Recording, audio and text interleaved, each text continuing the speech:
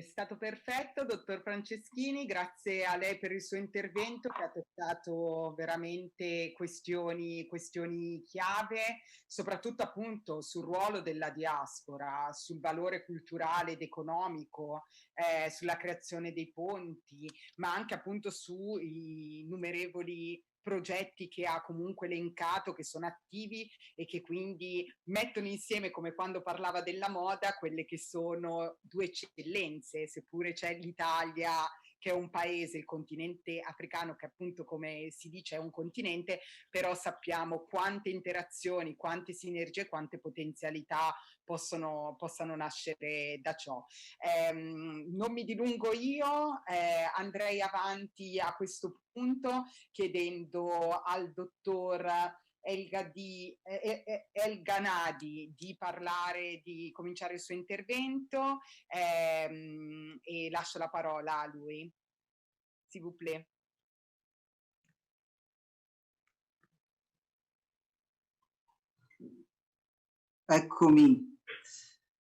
Eccomi, buonasera a tutti.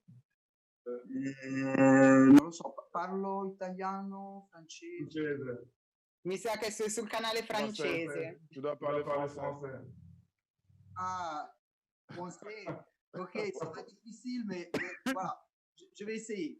Moi, je maîtrise pas, mais je vais essayer de parler français. Si tu veux parler en italien, ok. Tu sors et puis on te fait entendre la partie italienne, on fait passer quelqu'un d'autre. Ok. Donc voilà. Alors, bonsoir à tous. Moi, je m'appelle Youssef Ganedi. Je suis, on peut dire, italo-marocain. Je suis architecte et je me suis installé depuis 5 ans ici au Maroc. Donc, je suis grandi en Italie, j'ai fait mes études, etc., etc. Moi, j'ai suivi le séminaire avec vraiment avec grand intérêt. Ce qu'il a dit, Monsieur Degas, donc du fait qu'il n'y a pas de suite aux initiatives de la part des entreprises italiennes, c'est absolument vrai. Et il y a le point interrogatif sur les investissements, donc le fait d'investir, mais la chose plus importante, c'est bien sûr investir et le transfert de know-how. Donc, ce sont deux choses qui sont deux éléments qui, bien sûr, doivent se développer en parallèle. Je suis aussi avec grand intérêt ce qu'il a dit Madame Sgarra sur les initiatives d'appui vers les entreprises italiennes ou italo-africains en Afrique pour développer, bien sûr, des projets, etc. Moi, voilà, ce sera très difficile de résumer tout ce que je voulais dire en 8 minutes, mais je vais essayer de le faire. Je vais partager voilà, mon écran.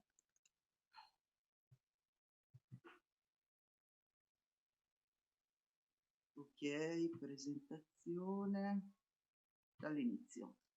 Ok. Alors voilà, ça, moi, je suis déjà me présenter.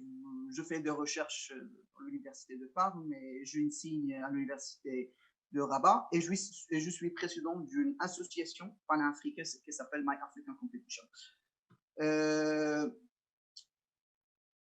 Moi, j'aimerais bien vous parler de quelque chose de concret. Ok? Les thématiques que je voulais aborder, c'est valoriser la diaspora et valoriser le transfert de know-how. Donc, pour moi, ce sont deux éléments très importants. Et moi, c'est ce que je suis en train de faire.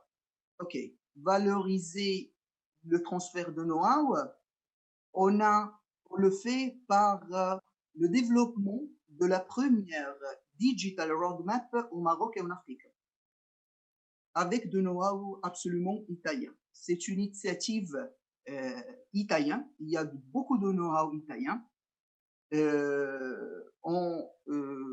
À part bien sûr le développement de cette stratégie, on fait de la formation aux professionnels africains. Et on accompagne les entreprises ou les associations. On organise des compétitions, donc des concours, etc. toujours pour promouvoir tout ce qui est Made in Italy en général. On a bien sûr des partenaires italiens, ok, et des partenaires locaux. On a AK Software, c'est une entreprise multinationale italienne qui s'occupe de digitalisation. On a bien sûr des universités comme le Polytechnique de Milan et l'Université de Florence. Et on a des partenaires africains. On a l'Ordre des architectes de Cameroun. On a des centres de recherche comme GreenTech, Irizen. Et on a des autres associations qui s'occupent de digitalisation, par exemple la BEX. Et nous sommes en train de développer cette stratégie digitale pour le Maroc parce qu'on pense que la digitalisation, c'est le futur. Ok, bien sûr, aussi pour un continent comme l'Afrique. Et on peut le faire, bien sûr, à travers le know-how italien. OK? Et on parle de digitalisation. Ici, je ne m'arrête pas sur ça. Je voulais, bien sûr, un peu approfondir ce que nous sommes en train de faire. On s'occupe de Digital Twin. Donc, c'est la digitalisation du secteur de la construction.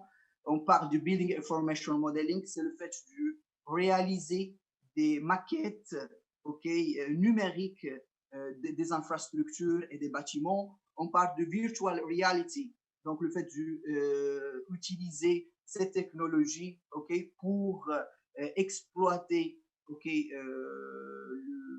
un projet. Et notre planning, on a bien sûr défini quels sont les goals, donc quels sont les objectifs. Nous sommes en train de développer la stratégie parce qu'il y a bien sûr des priorités. Aujourd'hui, au Maroc, il y a une stratégie numérique qui s'appelle Maroc Digital 2020, ok. Mais cette stratégie ne concerne pas bien sûr le secteur de la construction. Et c'est un secteur, on peut dire, fondamental. C'est un secteur clé pour le Maroc. Et c'est pour ça qu'on a bien sûr rempli cet espace-là. Ok, donc on a une stratégie générale numérique pour le Maroc, mais on n'a pas, on ne touche pas bien sûr le secteur de la construction. Comme vous voyez ici, il y a des informations sur le secteur de la construction. Il représente le 7% du PIB marocain. Il y a un investissement de 40 milliards de dirhams, donc ça fait 4 milliards de dollars par an. Et il emploie presque 1 million de personnes. Et donc voilà, c'est un secteur clé pour le Maroc et pour la plupart bien sûr des pays africains. Voilà, c'est ce que nous sommes en train de faire, comme moi j'ai dit, à travers la diaspora, donc à travers moi et des autres collègues italo-marocains. Nous sommes en train de développer cette stratégie, ok. Comme j'ai dit, c'est le premier essai en Afrique et on le fait à travers la diaspora. On vise deux objectifs. Le premier, c'est de valoriser la diaspora. Valoriser la diaspora, ça veut dire qu'on est là, ok, qu'on aide, que nous ne sommes pas le problème. Nous pouvons être la solution. Aujourd'hui, nous sommes exploités, toujours la diaspora exploitée sur voilà, pour des questions politiques, voilà, le fait de donner la citoyenneté aux pas, etc., etc. Mais nous pouvons absolument être, on peut dire, un élément clé, un élément à valoriser parce que nous, à travers nos énergies, parce qu'on n'a pas d'aide, on ne sommes pas aidés par aucun établissement, nous sommes en train de développer cette stratégie. On a déjà fait plusieurs présentations de notre projet dans des événements africains, comme le Africa Digital Construction. Comme vous voyez, il y a par exemple Pietro Montani.